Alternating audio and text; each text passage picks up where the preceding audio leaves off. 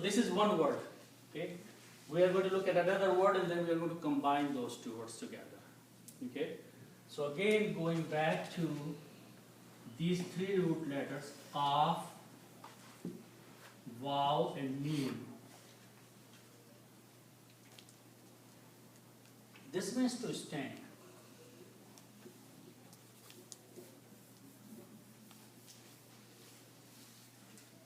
Okay.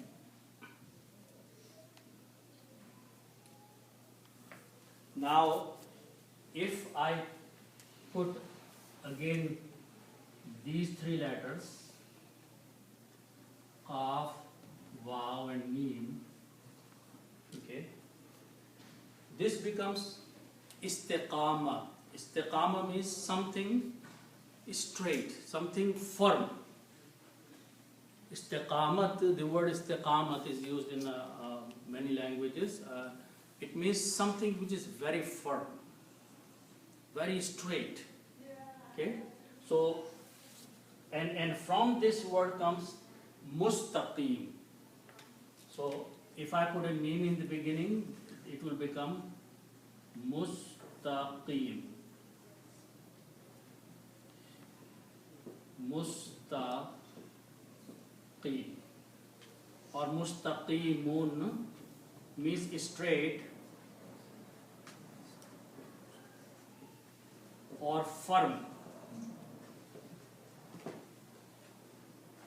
Mustaqim is from istiqamat. Istiqamat means something to be straight or firm. And mustaqim is it's something which is very straight. There is no crookedness in there. Okay? Which is firm, solid. Okay? Now, if we put an al before that, al means the. Now we are making it proper. Now, something the straight. Many things cannot be straight. Only one or something can be straight. Other may be crooked paths. Okay? So we are saying sirat, a path, which is the straight path. And the straight path is only the path that Allah subhanahu wa ta'ala defines is straight. We can define different ways of life, but they may not be straight. But what Allah subhanahu wa ta'ala defines, the path for the life, for the human being, is the straight path and there is no crookedness in there. Okay? So these two words, Siratal Mustaqim, okay, so original words are Siratun and Al Mustaqim. But when you put al here, the rule is that one of these two dhammas is not pronounced and the word becomes al mustaqimu. So if I combine these two words together, this is siratun, this is al mustaqimu. By the combination, you do not pronounce this alif in the beginning and you pronounce siratul mustaqim. Okay, but there are a couple other changes will take place. But the combination of this, a path which is straight, a path which is straight. Now, we have done some rules here in the past that if a noun comes after the verb, dhamma changes to a fatha. So that is the reason it became sirata instead of siratu. Okay? And this is the attribute of this path. This is the quality of the path. Path can be anything, but the quality of that path or adjective of the path, that path, follows the same harakats here. So that's the reason this became mustaqima. Because this is sirata, this is mustaqima. Just like we studied, when we had ar-Rahmani, then it was ar-Rahimi. In early part of the ayah, this is Alhamdulillahi Rabbil Alameen, and then we said Ar-Rahman and Ar-Rahim. Okay? So the attribute or adjective or the quality follows the same sound rules. So this becomes Ihdina As-Siratal Mustaqima. Also when you read these together, this noon combines with the swad and alif is not pronounced here. It was al mustaqim, and you can put an al here also. Al means the path. So al siratun will be pronounced as, swad will take the sound of lam, it will pronounce as-siratu. But when you combine noon with that, then you pronounce ehde nas-sirat. Okay? It is just the tajweed. These are the rules of tajweed. But the separate words are ehde, the other word is na, the other word is as-sirata, and the other word is al-mustaqima. Originally they were siratun and mustaqimun, but they go through the transformation by the rules of tajweed. So the meaning will become, guide us to the path, the straight.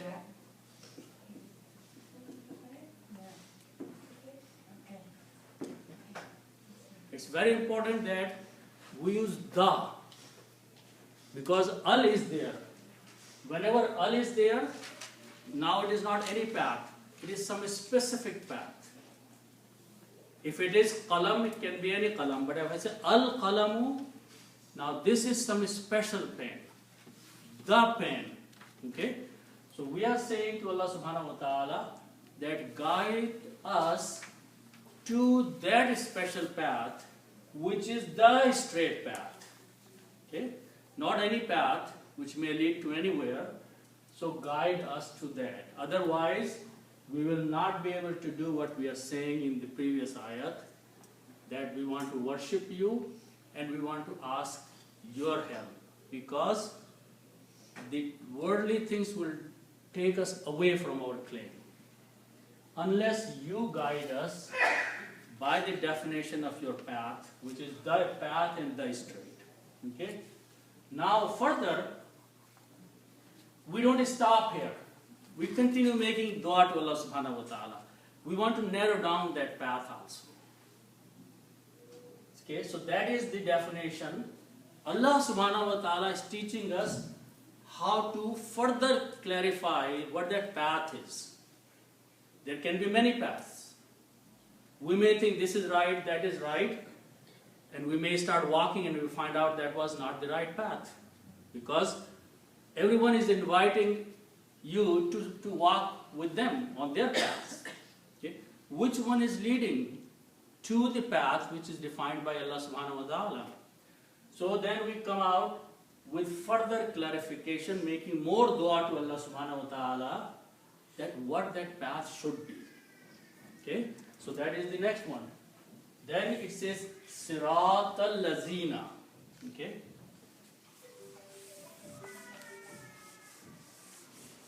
So again, Sirat means path.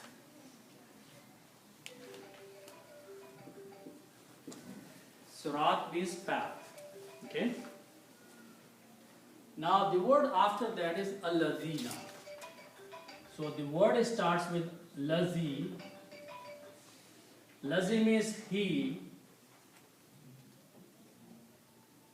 Lazi means he. Okay?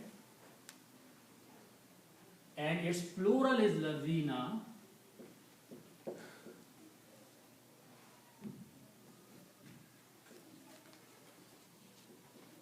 Lazina means those.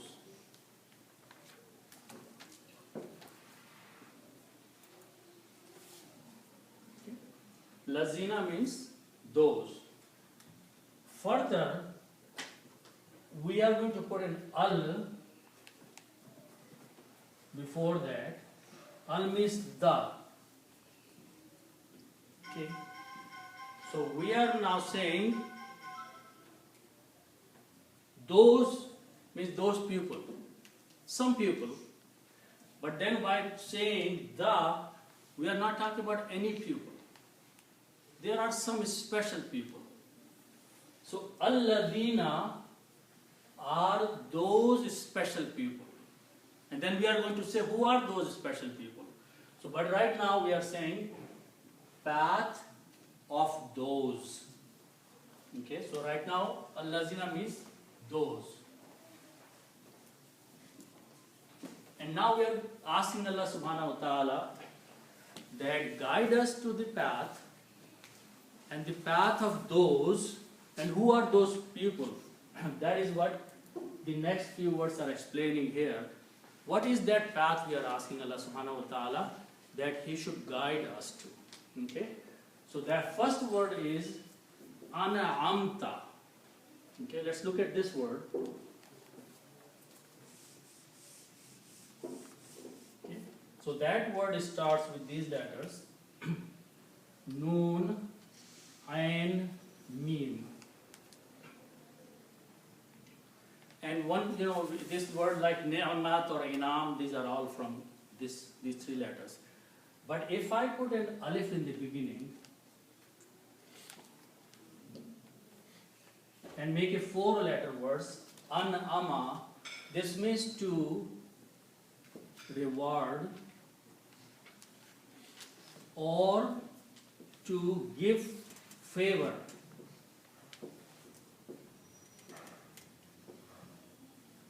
Or to bestow favor, or to give blessing. There are many meanings of this word, ni'mat or in'am, okay? And it comes from here. Now the difference is that this word, which has 4 letters now, starting with the alif, when it is used, it brings 2 people in the picture. One who is taking something and one who is giving something. That's what it is. To give favor. So minimum 2 people have to be there. One is the one who is taking, the other one is giving. Okay? So here, the one who is giving is Allah subhanahu wa ta'ala, and the one who is receiving is mankind, people. So that is the characteristic of these words. When an alif is put in their beginning, it becomes a different bab. And the quality of that bab is that two parties are involved in that. Okay? So an'ama means to give favor or to do favor or to bestow a favor or reward or blessing. There are many, many meanings. Okay? So now, if we go back and look at these 3 letters, fa, and lam, which means to do. Okay? And if we look there, that if we have these 3 letters, fa and then lam, and we put a ta at the end, with a fatha, and the word is fa al-ta. So these 3 letters, you put a ta in the beginning. The meaning of this becomes you did. Past tense and second person, one single person, which is in the table here, number 3, fa'alta. So the rule of the grammar is that if you put a ta at the end, it becomes you, one person you, and it becomes the past tense. So fa'ala means to do, fa'alta means you did. Okay? Here, if I do the same thing, I have an, and I put a ta at the end, like this. And I put the same ara here, amta. That means you did favor.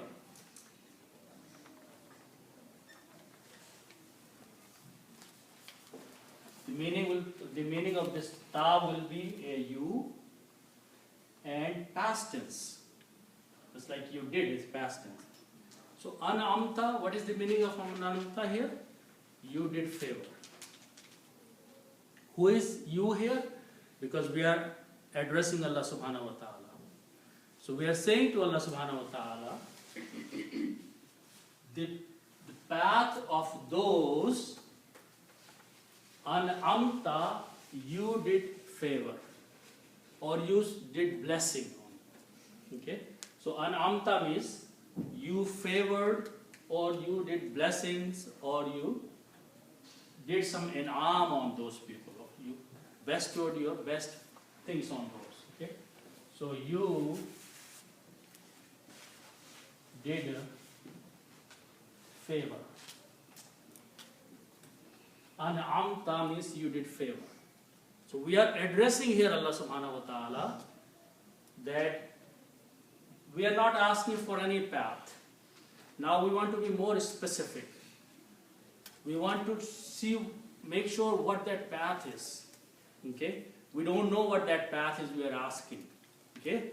So now what we are doing? We are using the example. We are using the example because we know from the history that some people followed the commandments of Allah subhanahu wa ta'ala. Some people did not follow the orders of Allah subhanahu wa ta'ala. So in the history, there have been always two kind of people on the earth. Those who were the obedient people to Allah subhanahu wa ta'ala, and the other group that was doing kufr and was not obeying Allah subhanahu wa ta'ala. So what we are doing now, this is very smart dua Allah subhanahu wa ta'ala has taught us. To be very clear what we are asking. So we are saying, oh Allah, show us the path of those people you did your favor on. Obviously when Allah subhanahu wa ta'ala did his favor on those people, those were the right people. So we are being more specific saying, Siratal Lazina, path of those people who lived before us. And who were those people? An'amta, you did your favor. Okay? So that is up to that point. Now the next word is alayhim. Let's look at this word. This is made of two words. Allah. Allah means upon. And whom means them.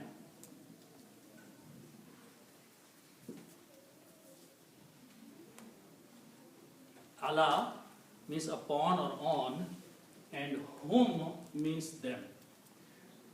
If I combine these together, these two, this can be written as an, lam, and ya. This is a ya, so this can be written as alay, and this can be written as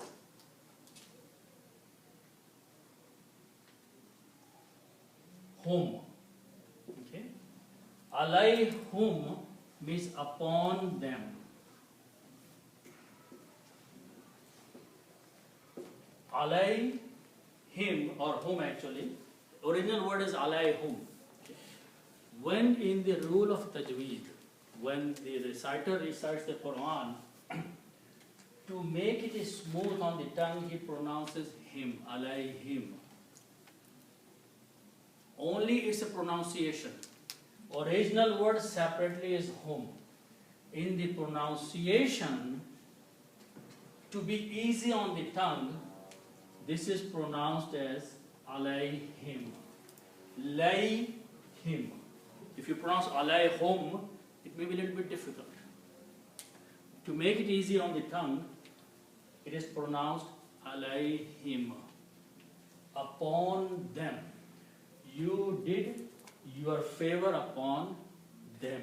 Those people, path of those people, so we should put an off there here in between for English understanding. Path of those, you did your favor upon them. So those people who received your favor in the past.